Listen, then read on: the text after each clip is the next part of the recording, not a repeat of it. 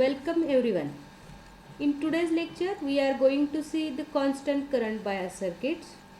Already we have seen the differential amplifier configurations, and in that one of the configuration for which we have derived the AC and DC analysis, and we have found from the DC analysis the operating points ICEQ and VCEQ, and from AC analysis the voltage gain, input resistance and output resistance of the dual input balanced output differential amplifier. Now the next point that we are going to cover here is constant current bias circuit. So as we know that in differential amplifier the combination of emitter resistor RE and VEE is used to set up the DC emitter current. Use of constant current bias circuit to set up the DC emitter current, and this circuit provides current stabilization and in turn assures a stable operating point for the differential amplifier. Here we can see the differential amplifier which is in the dual input balanced output configurations having two input signals, and output is collected across the two of the collectors C1 and C2. The emitter resistor RE, now here we are replaced with a constant current bias circuit with resistive load. That is, this transistor Q3 is replacing the emitter resistor RE here. So this circuit is nothing but a constant current bias circuit where we have connected the emitter resistor RE to the emitter of Q3. R2 is the another resistor which is connected to the base terminal, and R1 is connected. So this R2 and R1 again will constitute a voltage divider.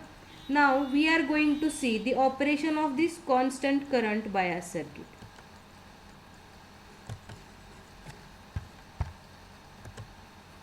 As we know this, the figure is nothing but a dual input balanced output differential amplifier using resistive constant current bias circuit. So the DC collector current, that is this DC collector current in the transistor Q3 is established by resistor R1, R2 and the resistor RE.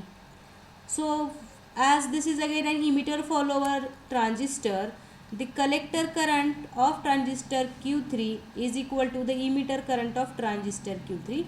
That is, we can say that IC3 is equal to IE3. So now here we are going to apply the voltage divider rule to the base of transistor Q3. As we have seen in the earlier diagram, the collector of transistor Q3 is connected to the junction of Q1 and Q2's emitter. So now when we are applying voltage divider rule to this circuit, that is to the base of transistor Q3, now at this point we got a voltage which is base voltage of transistor Q3 denoted as VB3. How we can find out this voltages? See that here this R1 resistor is connected to minus VE supply, and there is the another resistor R2. So R1 and R2 will constitute a voltage divider network, and we got this voltage VB3 at the base, and this voltage is, when we are calculating with respect to ground, is nothing but voltage across the resistor R2. So we are applying voltage divider rule, that is finding out the voltage across resistor R2 is nothing but the base resistor of transistor Q3 VB3. So that voltage across R2 is R2 divided by total resistance, that is R1 plus R2 into the input to this circuit is minus VE. So VB3 is equal to minus R2 into VEE divided by R1 plus R2. So that now we have to find out the emitter voltage of transistor Q3. So voltage at this point, that is VE3, is because of the base voltage of transistor Q3. As there is some voltage developed at this point, this will cause the transistor to turn on, and in between the base and emitter of transistor there is some voltage drop, and this voltage drop we are calling as base emitter voltage VBE3. So voltage at emitter available is nothing but voltage at base minus voltage drop between the base to emitter junction of transistor Q3, and the available voltage is VE3. So how we can write the equation for VE3 is VB3 minus voltage drop between base to emitter of transistor Q3. That is VB3 minus VBE3 is nothing but emitter voltage VE3. Now we know here the base voltage by voltage divider rule is having this value. Substitute this one here and we got VE3 is equal to minus of R2 into VEE divided by R1 plus R2 minus VBE3. Now next, what is our aim here is to find out the current through the emitter of the transistor Q3. So that now see here, as we have already find the emitter voltage, we want to find out the current through the emitter resistor RE. So current flowing through this resistor is nothing but, how we can find out is voltage at this point minus voltage at this point divided by the resistance of the branch. So this is the current flowing through this resistor RE. So IE3 is the current flowing through resistor and this is VE3 minus VEE divided by RE. And we know that for transistor Q3, IC3 current is equal to IE3. So we are writing equation as IE3 is approximately is equal to IC3 and this is nothing but emitter voltage VE3 minus of VEE, that is voltage at this point is minus of VE divided by resistance of the branch RE. Now we already find the value of VE3, substitute into this equation and this minus of minus VE will become positive. So we can rearrange the equation for IC3 is plus VEE minus for VE3, now we have substituted R2 into VEE divided by R1 plus R2 minus VBE3 divided by RE. So now we know that for a differential amplifier, the two halves of the differential amplifier are symmetrical, that is both the transistors Q1 and Q2 are symmetrical. So each has half of the IC3 current. So as we know that IC3 is the current flowing through the emitter of transistor Q3. We'll see the diagram, then you will get better idea. And this current is nothing but current from the emitter of transistor Q1 plus current from the emitter of transistor Q2.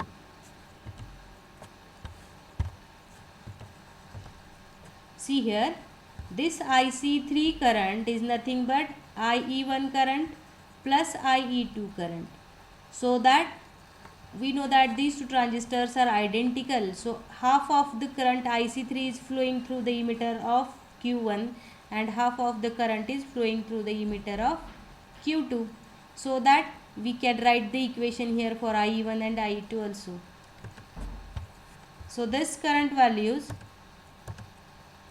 we are writing here as IE1 is equal to IE2 is approximately is equal to half of the current IC3 by 2, and which is equal to my VEE minus R2 into VEE divided by R1 plus R2 minus VBE3 divided by 2 RE. What happens is IC by 2 we are writing here, so here only 2 will come to the denominator. Now we got the both currents. So the collector current IC3 in transistor Q3 is fixed and must be invariant because no signal is injected into either the emitter of the base Q3, and thus the transistor Q3 is a source of constant emitter current for transistors Q1 and Q2 of differential amplifier.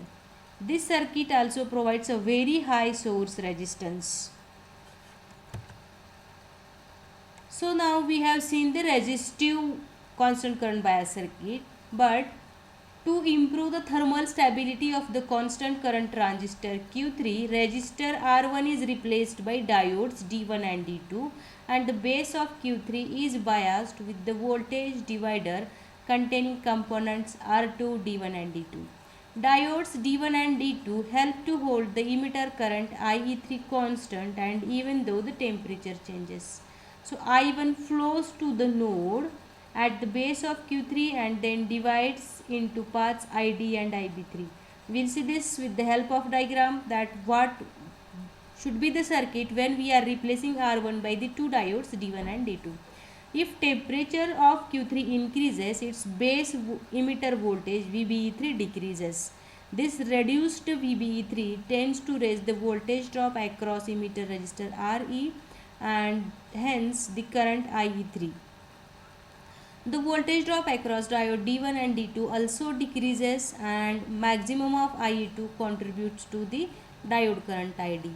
This causes IB3 to decrease, which prevent any significant increase in IE3 current. See here what happens when there is increase into the temperature. If temperature of Q3 increases, its base emitter voltage VBE3 reduced.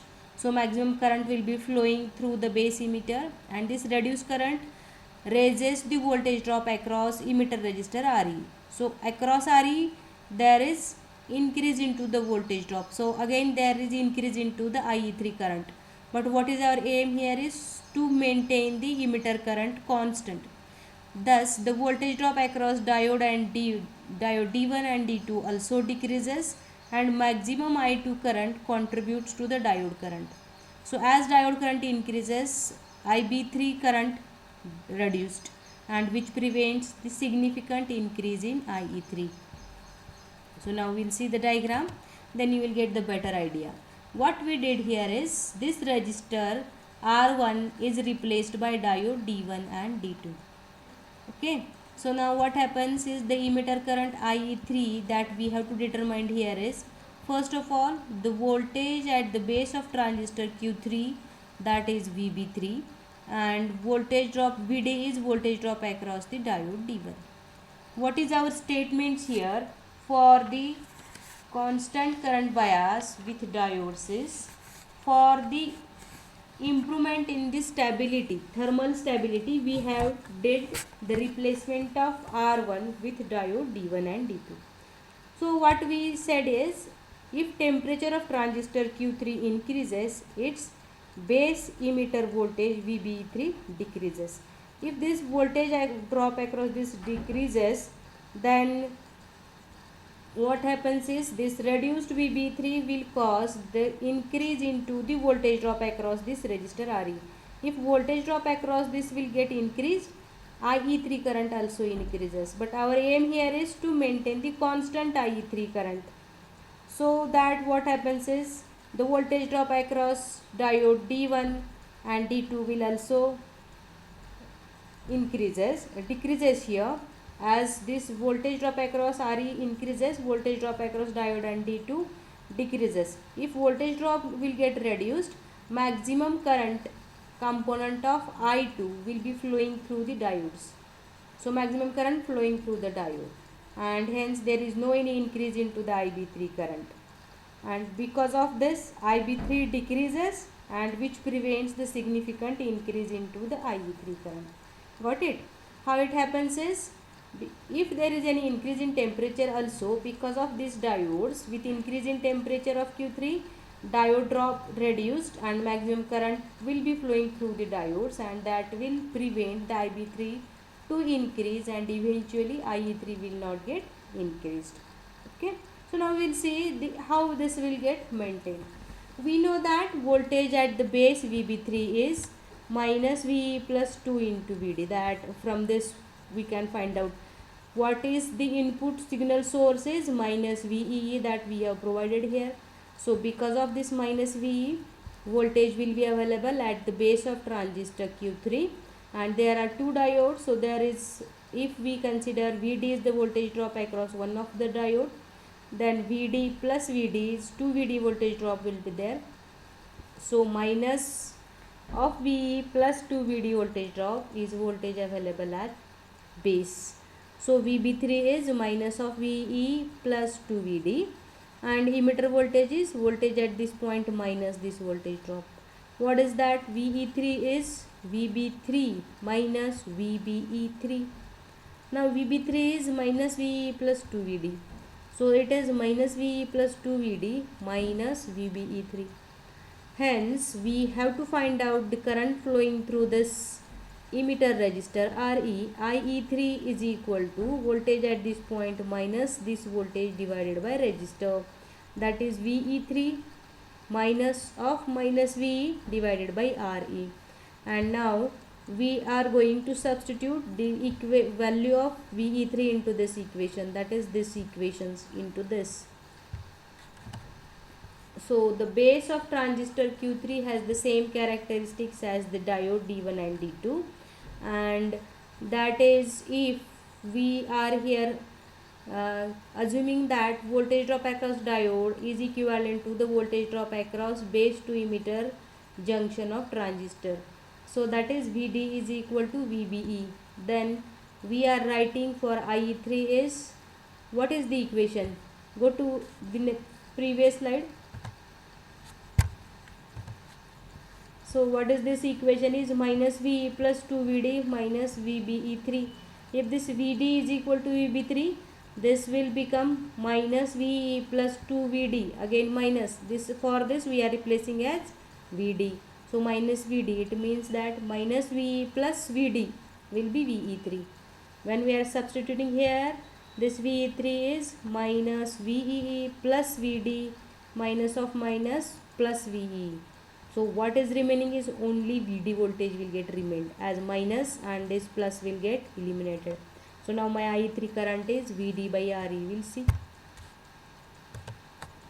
here. So what is the equation is 2VD minus VBE3 divided by RE. So IE3 is voltage drop across diode divided by RE. Thus for a given value of emitter resistor RE, the emitter current IE3 depends on the voltage drop across the diodes. This equation will tell us that for any given value of RE, this emitter current will depend on the voltage drop across the diodes. Thus voltage drop across diode is a function of the diode current ID. As we know that here ID is part of the I2 current, and which is determined by the value of R2. Okay. So ID is nothing but a small part of I2 current I2, and I2 will be determined by the resistor R2. We can change the value of emitter current IE3 by varying either the R2 resistor or the RE resistor, as I3 will depend on RE and this I3 will depend on RE, we know it, but the diode current or diode drop, again what is this is voltage drop across diode is function of diode current, and diode current is the part of I2. I2 will be dependent on R2. So eventually we can say that here I3 will depend on the R2 and emitter resistor RE. The same constant current bias circuit we can design with the help of Zener diode. What we did is initially it is resistive, then resistors for thermal stability we are replaced with the two diodes, and now we are replacing both the diodes with a Zener diode. The same equation will be there irrespective of 2VD. Now we have the VZ voltage drop across the Zener diode. So the Zener diode is used in place of diodes only, and the voltage at the base of transistor Q3 is, we as usual how we are writing the voltage here is this VB3 voltage is minus VEE plus voltage drop across this Zener VZ, and the voltage at the emitter is this voltage VB3 minus VB3, VB3 minus VBE3, and VE voltage is minus VE plus VZ minus VB3. Here Zeners are available with different voltage drop or different voltage capabilities. So this VZ will not become here is equal to VB3. Therefore, how we are going to find out the emitter current IE3 is voltage VE3, this voltage minus voltage at this point minus of minus V divided by RE. And substituting and simplifying for IE3 we got It is Vz minus VBE3 divided by RE. Let's check out what is IE3 is VE3, and VE3 is minus VEE plus Vz minus VBE3. So this minus and this minus plus. Now what we are going to do is we are replacing this VE3 with this equation, in which we have this is negative value, this minus will become plus, so VEE will get eliminated, remaining is Vz minus VB3 divided by RE. So it is Vz minus VB3 divided by RE. The value of R2, this R2 register should be selected such that current I2 is approximately equal to 1.2 of IZT. IZT is current flowing through the Zener, where IZT is minimum current required to cause the Zener diode to conduct in reverse region. Minimum current required to conduct in reverse region for the Zener diode, and to block the related voltage Vz. Thus, the value of R2 is calculated using equation. Here we have to find out R2, and this R2 will be find out as voltage at this point is Vz minus VE plus Vz, that is VB3 voltage, VEE minus Vz divided by R2, because voltage at this point is 0. So VB3 minus 0 divided by R2, or that is I2 current we can find right here. So this is the R2. Zener diode is useful for maintaining a constant base voltage and in turn the constant emitter current in a constant current bias circuit.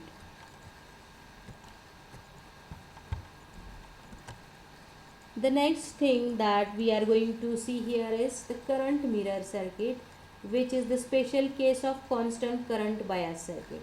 What we did here is, see, there are two transistors Q3 and Q4 connected in such a way that this base are connected, and we again have connected the R2 resistor, which is connected to ground. So the circuit is similar to the previous two circuits, where here initially there is one resistor. Next time what we did is we have connected there two diodes, and after that the Zener diode we have connected. Now in this current mirror circuit, in place of this Zener diode we have connected a transistor Q4. So the circuit will be similar to the previous, only we are replacing Zener with the help of transistor, and that is Q4 transistor. So because of this minus VE voltage, there is some of the current flowing into the circuit. So the respectively there are two nodes where we can find the current will get splitted. So through this resistor R2 there is one current flowing is I2 current. At this node VB3 voltage will be there. At this node this current will get split into two halves. One is current IE, another is to the collector of Q4 IC4. Now this I current will be going to the base of both of the transistors. So I current at this node will get splitted as IB3 and IB4. Okay, and voltage drop across Q4 is VBE4 minus VBE4 between the base to emitter, and for transistor Q3 base to emitter voltage drop is VBE3. Current flowing through the transistor Q3's emitter is IE3. There is IE4 current flowing. Here is IC4. IC3 current will be flowing through the collector, and this current is nothing but flowing into the emitter of two transistors Q1 and Q2. Here what we are going to determine is the output current, that is IC3, which will be going to the emitter of differential amplifier Q1 and Q2. This current is the output current, is the mirror image of the input current, which is I2 current, that we have to determine here. So as the output current is the mirror current of the input current, circuit is called as current mirror circuit. It means that output current is same or equal to the input current. Now the current in which the output current is forced to equal the input current is said to be mirror current. and that is nothing but output current is the mirror image of the input current. Same circuit will be here.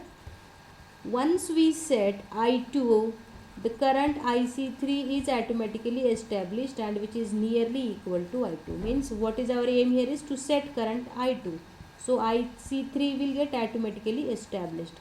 Since we know that Q3 and Q4 are identical transistors and their base emitter voltages VB3 and VB4 must be same, and their base currents and collector currents must be equal. That is IB3 is equal to IB4, IC3 is equal to IC4. Now we have to determine IC3 is approximately equal to IE2. Same, Q3 and Q4 are identical transistors, so VBE3 is equal to VB4, collector currents IC3 is equal to IC4, base currents IB3 is equal to IB4. Summing currents at the node VB3 that we get here or we obtained, now here is the node VB3, I2 is incoming current, so how we can define I2 is I plus IC4, or this is IC4 plus I is I2 current. Now I2 current, how we can write it as IC4 is nothing but, or I is again we have splitted it, I will is equal to IB3 plus IB4, as I is IB3 plus IB4 and IB3 is equal to IB4, we can write I is equal to twice of IB4. So I2 is IC4 plus twice of IB4, or it can be also written as I2 is equal to IC3 plus twice of IB3, because IC3 is equal to IC4 and IB3 is equal to IB4. Hence I2 is IC3 plus 2 of, for replacing the current relation IB is IC by beta DC, that we can write 2 into IC3 by beta DC, that is IB current, and I2, now here is IC3 take common outside, and here it is I2 is equal to IC3 into bracket 1 plus 2 by beta DC. This is the input current flowing into the circuit. Now we have to equate this current is equal to the output current IC3. As we know that beta DC is large enough so that 2 by beta DC is negligible. Thus, here consider this is beta. So, thus the collector current of Q3 is nearly equal to the current I2. As 2 by beta DC is negligible, what is remaining here? See, 2 by beta DC is negligible, so only it is 1. So, I2 is approximately is equal to IC3. Thus, the collector current of transistor Q3 is nearly equal to the I2 current. I2 is approximately equal to IC3. The current I2 is obtained by writing the Kirchhoff's voltage equation for the base emitter loop of the transistor Q3. And hence, how we can write the equation for current I2? I2 is current flowing, so we can write here voltage drop at this point minus voltage drop at this point divided by resistor R2 is my I2 current. Or now writing KVL for this loop, base emitter loop. This is base emitter loop of transistor Q3. This is the base emitter loop. Now writing for this, we can write minus I2 into R2 minus VBE3 voltage, this is VBE3 plus VE is equal to 0. Means this is the loop starting from this to this. Here this is minus VE. Okay, so that it is minus of I2 R2, this is one voltage drop, minus another voltage drop is VBE3. See here from plus to minus we have considered negative, here is minus VE, so which is minus to plus, so it is written as plus VE is equal to 0. So loop will get closed from this point, we are considering the loop up to this point, so that it is minus I2 R2 minus VBE3 plus VE is equal to 0. Rearrange this equation for I2, so it is VEE minus VB3 divided by R2. Okay, so that I2 is current which is dependent on the resistor R2 and the known values of VEE. As VB3 we know that for silicon type of diodes and transistors it is 0.7 volt, for germanium it is near about 0.3. So an appropriate value of R2 can be chosen to set a desired value of collector current in a current mirror circuit. Okay. So this I2 is input current that we determined with the help of resistor R2. So its proper selection of R2 will give us the desired value of collector current, and which is flowing into the emitter of dual input balanced output differential amplifier. Now we know that in an operational amplifier the first two stages are differential amplifier stages and which are directly coupled. Because of the direct coupling between the first and second stage of the operational amplifier, there is increase into the DC level after the second stage of op-amp.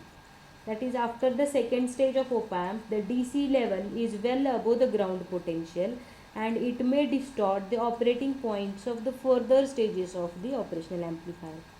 Hence, the final stage that we are included into the operational amplifier is the level shifting stage or level translator stage. So that level stage which is included shifts the output DC level at the second stage down to 0 volts, that is to the ground potential, and this is called as level translator or level shifter circuit. So this final stage must be followed by a level translator stage. Okay. So what is after the second stage of op-amp, we have to include the level translator or level shifter stage. So there are three different types of level translators or level shifters. That is, first one in the diagram we can see that this is emitter follower with voltage divider, which is connected to the emitter of to the junction of transistors Q1 and Q2. Similarly, the another is with emitter follower with constant current bias circuit. See there, the constant current bias with the help of two diodes will be designed here. So this is one of the level translator circuit which is used, and the another one is level translator, that is emitter follower with current mirror circuit. The same current mirror that already we have seen will be used as a level translator. So the third stage of operational amplifier is the level translator stage, and which is designed with the help of constant current bias circuits or constant current mirror circuits. So already all these three circuits we have seen which are used as the level shifters or level translators, which will reduce the increased DC level after the second stage of op-amp to the zero potential, such that will does not distort the operating points of the operational amplifier. Okay. So in this way we have seen today the different circuits, constant current bias circuits, how this circuit will produce the constant current at the emitter of transistor Q1 and Q2.